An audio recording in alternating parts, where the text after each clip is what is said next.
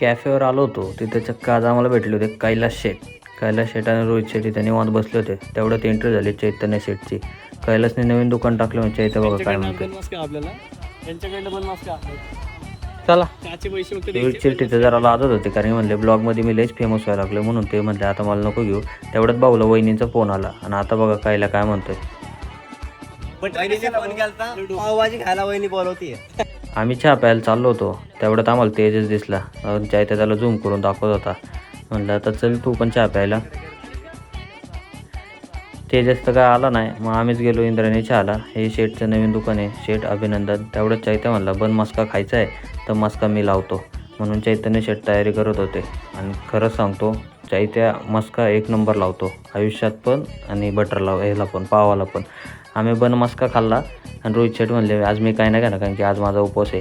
तेवढंच चैतन्य शेठ म्हणले थांबा आता मी गाणे लावतो. गाणे लावणार आता हे बघा काय म्हणतात. गरीबाचा प्रतीक शिंदे. भाऊ अभिनंदन. चहा एकदम मस्त आहे. तुम्ही पण आलो तर एकदा नक्की विजिट करा.